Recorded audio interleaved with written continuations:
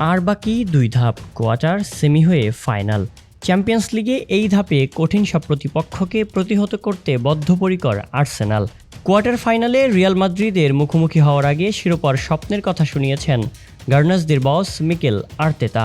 ইতিহাস লিখেই তবে থামতে চান এই স্প্যানিয়ার্ড। ইউরোপিয়ান শ্রেষ্ঠত্বের লড়াইয়ে এখনও শিরোপার স্বাদ পায়নি আর্সেনাল।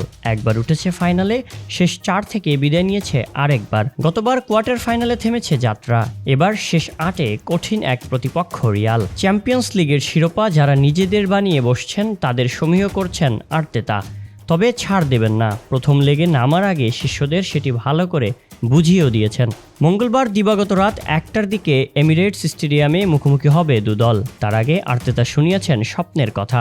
রিয়াল মাদ্রিদ এমন একটা ক্লাব যা বিশ্ব ফুটবলে নতুন মান স্থাপন করেছে। এখানে আমরাও যেতে চাই, থাকতে চাই। এটা তাদের ইতিহাসের অংশ। আমাদের নিজেদের ইতিহাস নিজেদেরই লিখতে হবে, নিজেদের কাজে মনোযোগ দিতে হবে।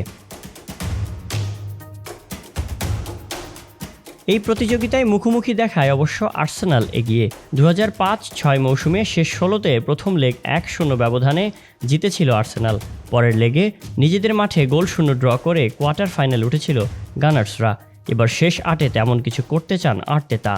তারা আমাদের ভোগাতে পারে, তবে আমরাও সেটা পারি। Sabbir Hossain Sayan, BD archive, desk report.